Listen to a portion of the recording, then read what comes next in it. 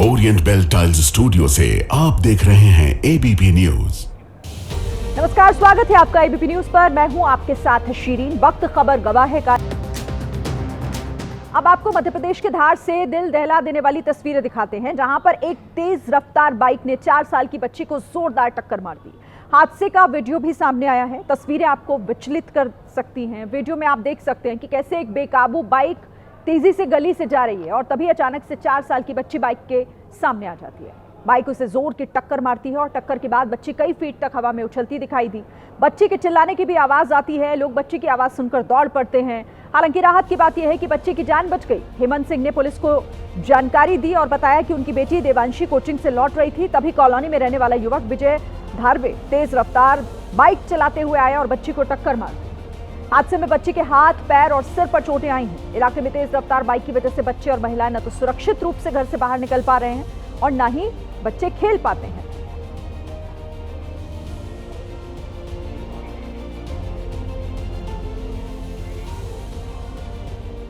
UP के एटा में बिजली का तार डालने के विवाद में 2 पक्षों में जमकर मारपीट हुई। कई लोगों को चोटें आईं। पुलिस ने दोनों तरफ से मुकदमा दर्ज कर दिया है। मारपीट का वीडियो भी सामने आया और सोशल मीडिया पर वायरल हो रहा है। एटा के नगला कुशवाहा गांव का वीडियो है, जिसमें साफ देखा जा सकता है कि लोग एक दूसरे पर हमला कर रहे हैं।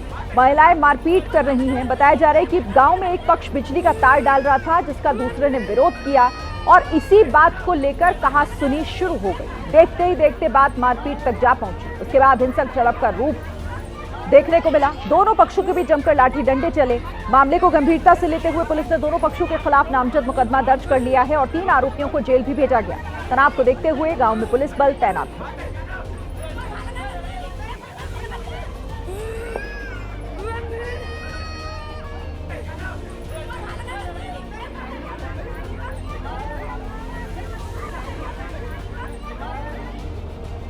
रायबरेली में चोर समझकर एक युवक की जमकर पिटाई कर दी गई। बाद में पता चला कि दरअसल ये चोर नहीं बल्कि मनचला है, जिसके बाद ग्रामीणों का पारा और ज्यादा चढ़ गया। ग्रामीणों ने उसे पोल से बांधकर जमकर पीटा। आप देखिए तस्वीरों में कि मनचले को ग्रामीणों ने कैसे घेरा। आरोपी, जिसने एक छात्रा को रोककर उसका हाथ पकड़ लिया था, छात्रा के शोर मचाने के बाद ग्रामीणों ने साहिल नाम के इस व्यक्ति को पकड़ा और फिर जमकर उसको पीटा। मनचले का ये वीडियो अब तेजी से वायरल हो रहा है।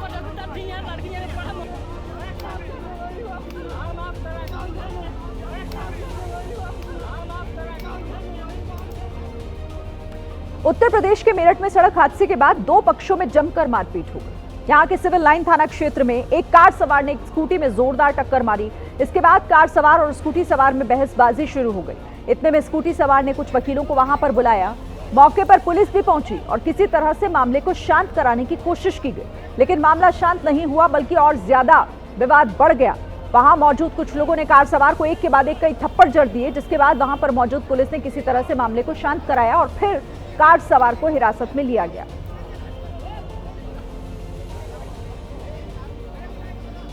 तो उत्तर प्रदेश के मेरठ से तस्वीरें सामने आई हैं। सड़क हादसा हुआ था, जिसके बाद मारपीट हुई। पुलिस भी वहां पर पहुंची, लेकिन आप देखिए कैसे पुलिस के पीठ बचाव करने की कोशिश भी कैसे विफल साबित हो रही है। यहां पर हाथापाई रुक नहीं रही और एक दूसरे को थप्पड़ जड़ते हुए साफ यहां ये लोग देखे जा सकते हैं।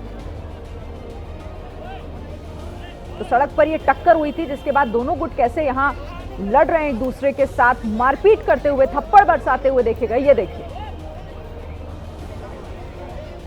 हम लोग रोज सुनते हैं कि फला आदमी के साथ साइबर फ्रॉड हो गया, तब हमें लगता है कि हमारे साथ कहीं ऐसा ना हो जाए। लेकिन आज अभिनेता अक्षय कुमार ने एक ऐसी दास्तान सुनाई जो हम सबको साइबर क्राइम से अलर्ट करती है। मेरी डॉटर एक वीडियो गेम खेल रही थी और तो कुछ वीडियो गेम्स होते हैं जो आप किसी के साथ खेल सकते हो, कोई अननोन स्ट्रेंजर के साथ आप खेल रहे होते हो। आप जब खेल रहे होते हो तो वहां से कभी मैसेज आता है, thank you, oh that was great, you are doing so good, अरे fantastic, very courteous message. And suddenly the person said, from where are you? And she wrote Mumbai. And then suddenly अपने आप फिर normal चल रहा है सब कुछ। अरे वेल प्लेड, बहुत अच्छा किया, ये है, थैंक यू, बहुत कर्टियस। ऐसा लगा कि बहुत ही रिस्पेक्टेड, कोई जो भी सामने खेल रहा हो बहुत रिस्पेक्टेड। फिर एक मैसेज आया, आर यू मेल और फीमेल? तो she replied female. Okay, it went on. And then he sent a message, can you send me a nude picture of yours? It was my daughter. She switched off the whole thing and she went and told my wife, and this is how everything begins.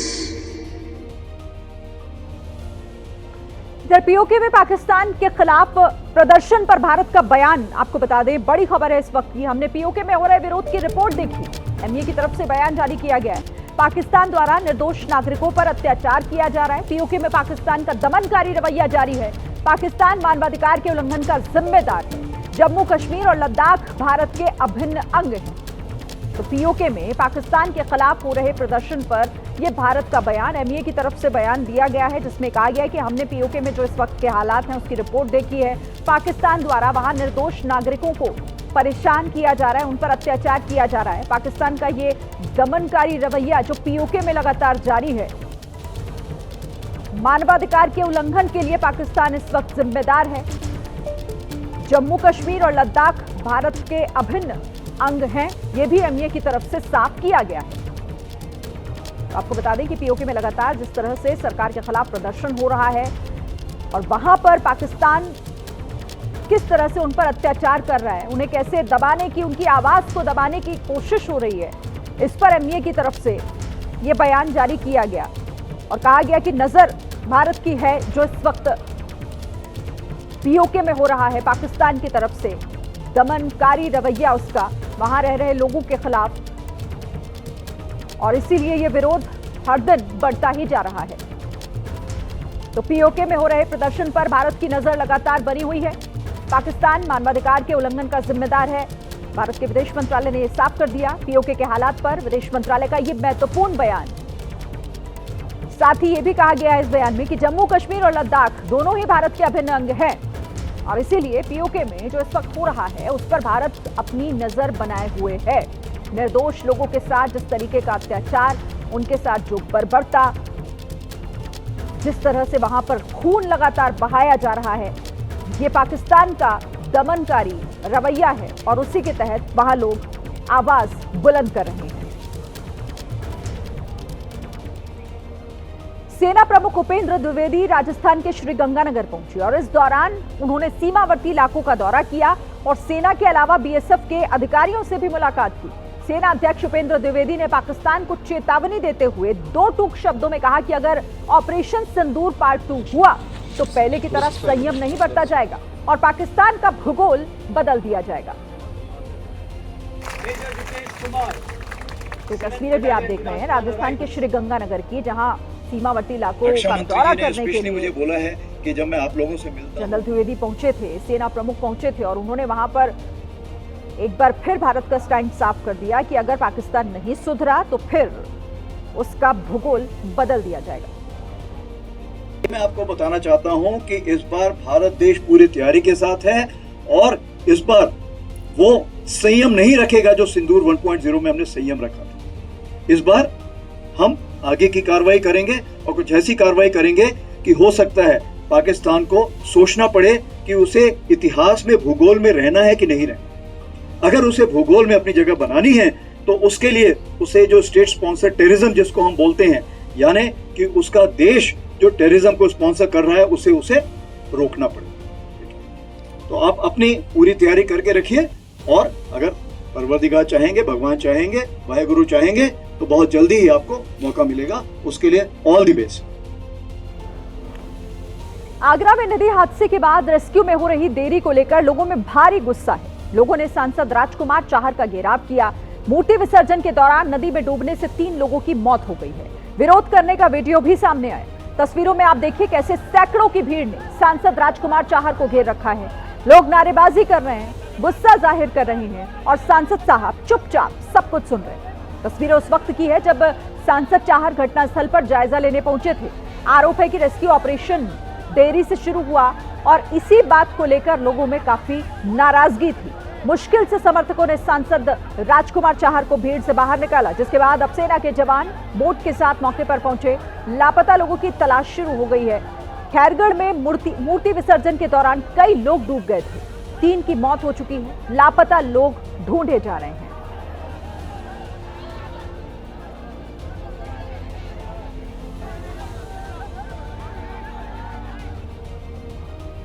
Madhya Pradesh के भोपाल से love जिहाद का मामला सामने आया, जहां एक मुस्लिम gym trainer और हिंदू युवती को हिंदू संगठनों ने होटल से रंगे हाथों पकड़ लिया, जिसके बाद हिंदू संगठन के लोगों ने जिम ट्रेनर की जमकर पिटाई की।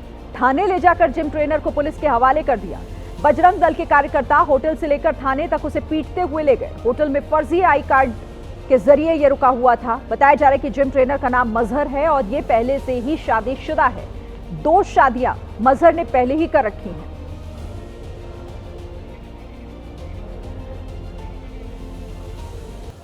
हरिद्वार में गुलदार की दहशत कम होने का नाम नहीं ले रही। धनौरी स्थित Maharshi Dayanand medical science and research institute में एक बार फिर से गुलदार देखा गया। कॉलेज परिसर में लगे हुए सीसीटीवी में गुलदार की तस्वीरें रिकॉर्ड हुई। बताया जा रहा है कि कॉलेज की खिड़की का शीशा तोड़कर गुलदार अंदर घुसा और इस दौरान वो घायल भी हो गया। जगह जगह खून के निशान भी दिखाई दिए। कॉलेज प्रशासन के मुताबिक पिछले 20 दिनों से लगातार गुलदार परिसर में दिखाई दे रहा है, जिसकी कई बार सूचना वन विभाग को भी दी गई है, शासन को भी दी जा चुकी है, लेकिन अब तक वो पकड़ा नहीं गया। गुलदार को लेकर कॉलेज स्टाफ और छात्रों में खौफ का माहौल है। इलाके के लोग भी डरे हुए हैं।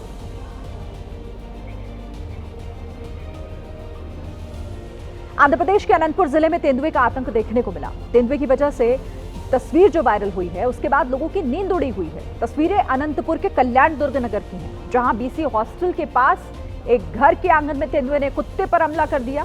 उसे मुंह में दबाकर साथ ले जाने की कोशिश की। तेंदुए के हमले की पूरी तस्वीर वहां लगे सीसीटीवी कैमरे में रिकॉर्ड हो गई। तस्वीर सामने आने के बाद स्थानीय लोगों में खौफ का माहौल है। वन विभाग के अधिकारी तेंदुए की तलाश में जुटे हुए हैं।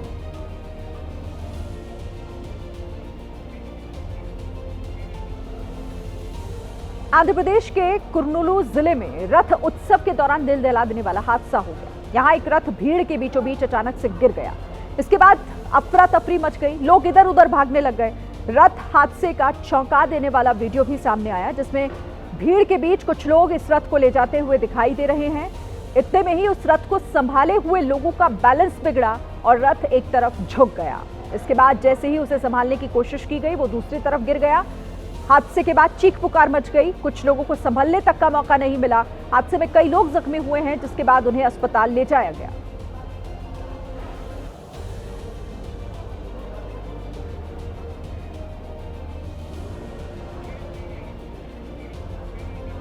खबर पाकिस्तान से, जहां न सिर्फ पीओके और बलूचिस्तान में विद्रोह चल रहा है, बल्कि खैबर पख्तूनख्वा प्रांत ने भी शहबाज शरीफ और आसिम मुनीर की नींदें उड़ा रखी हैं। पाकिस्तान आर्मी के ठिकाने पर आतंकी हमला हुआ है। बड़ी खबर इस वक्त की आपको बता दें, खैबर पख्तूनख्वा में आर्मी के ठिकाने पर अटैक हुआ है। कट्टरपंथियों ने पाक सेना के 2 ठिकानों को ढा दिया। 24 घंटे में 7 पाकिस्तानी जवानों को मारने का दावा किया। टीटीपी ने 5 पाकिस्तानी सैनिकों और टीटीपी के प्रॉक्सी संगठन इत्तेहादुल मुजाहिदीन ने 2 पाकिस्तानी सैनिकों को मारने का दावा किया है और अलग अलग हमलों में यह दावा किया गया है। तो खैबर पख्तूनख्वा से बड़ी खबर, जहां पर आर्मी के ठिकानों पर हमला किया गया। कट्टरपंथियों ने पाक सेना के 2 ठिकानों को ढहा दिया है पूरी तरह।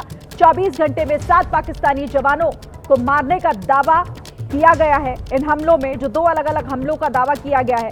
और टीटीपी, जिसने 5 पाकिस्तानी सैनिकों और टीटीपी के प्रॉक्सी संगठन इत्तेहादुल मुजाहिदीन ने 2 पाकिस्तानी सैनिकों को मारने का दावा अलग अलग हमलों में किया है। पाकिस्तान में किस तरीके से देखिए इस वक्त विद्रोह बढ़ता जा रहा है। कट्टरपंथियों ने पाक सेना के 2 ठिकानों को तबाह कर दिया। इस वक्त की बड़ी खबर है, पाकिस्तान आर्मी के ठिकाने जिन पर यह अटैक किया गया, आतंकी हमला हुआ है उस पर। खैबर पख्तूनख्वा इलाके में आर्मी के ये ठिकाने मौजूद थे जिन पर हमला हुआ है। और देखिए कैसे लगातार वहां विद्रोह की स्थिति बढ़ती जा रही है। पीओके और बलूचिस्तान में तो विद्रोह चल ही रहा है, लेकिन अब खैबर पख्तूनख्वा प्रांत से भी बड़ी खबर, जहां आतंकियों ने आर्मी के ठिकानों पर हमला किया है। कट्टरपंथियों ने पाक सेना के 2 ठिकानों को टारगेट किया और वहां पर यह हमला किया है। पूरी तरीके से उन्हें नेस्तनाबूद कर दिया। 24 घंटे में बताया जा रहा है कि 7 पाकिस्तानी जवानों को मार दिया गया है। तो तस्वीरें आपके सामने, पहले से ही पीओके में इस वक्त किस तरह से अनरेस्ट की स्थिति चल रही है। वहां पर सरकार के खिलाफ, शासन के खिलाफ, वहां की आर्मी के खिलाफ विद्रोह बढ़ता जा रहा है। और अब खैबर पख्तूनख्वा में आतंकी हमला हुआ है, वो भी सेना के ठिकानों पर।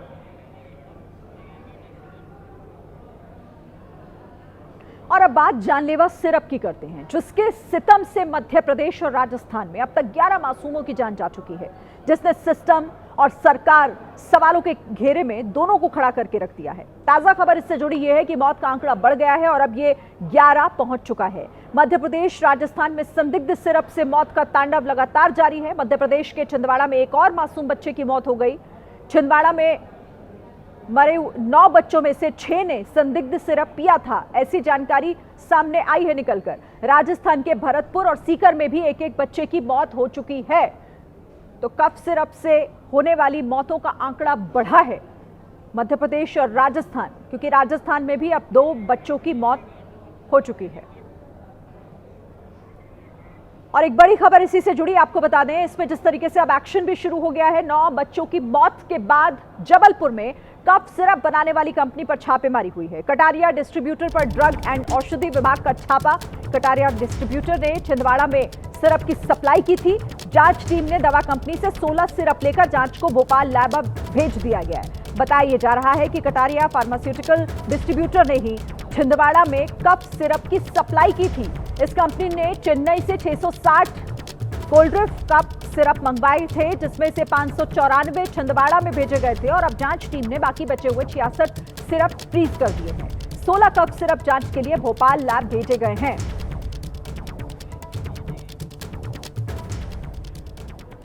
दरअसल मध्य प्रदेश के छिंदवाड़ा में बच्चों की मौत से हाहाकार मचा है। सिर्फ सवालों में है और लापरवाही सिस्टम की है। छिंदवाड़ा के नागपुर में देर रात एक बच्चे ने इलाज के दौरान दम तोड़ दिया, जिसके बाद मौत का आंकड़ा बढ़कर 9 पहुंच चुका है। 12 मासूमों का इलाज अभी चल रहा है। प्रशासन का दावा है कि इन बच्चों की मौत किडनी खराब होने की वजह से हुई। फिलहाल एहतियातन 2 कप सिरप बैन करने का फैसला लिया गया है, जिसने कंफ्यूजन और ज्यादा बढ़ा दी है, क्योंकि सूबे के स्वास्थ्य मंत्री ने बैन सिरप को पहले ही क्लीन चिट दी थी।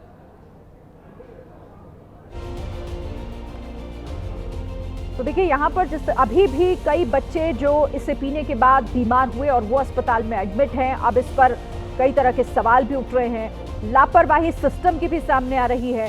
हालांकि अभी लैब भेजे गए हैं कफ सिरप और इंतजार रिपोर्ट का किया जा रहा है। जानकारी दी गई है 9 बच्चों की मौत को लेकर, क्योंकि इलाज के दौरान एक और बच्चे ने दम तोड़ दिया।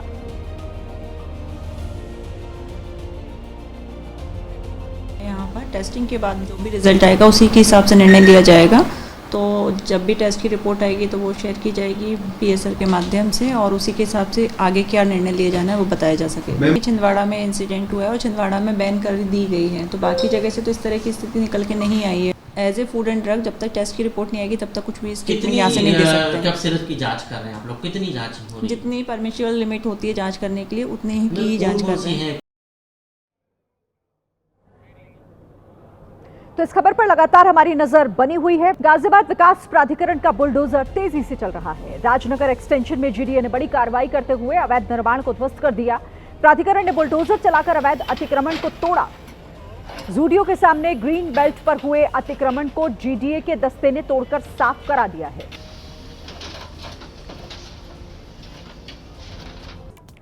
हरियाणा के बहादुरगढ़ में उस वक्त हड़कंप मच गया जब ट्रेन की बोगी से रेलवे पुलिस ने 80 लाख रुपए बरामद किए। रुपयों से भरे हुए बैग के साथ एक युवक को भी हिरासत में लिया गया।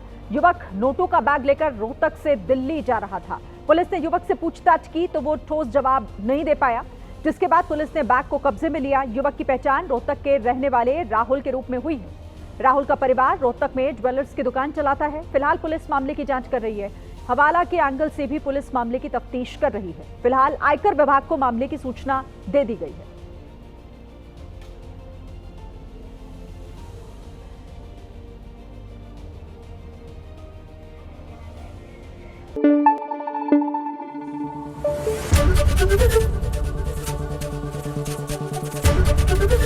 एबीपी न्यूज आपको रखे आगे।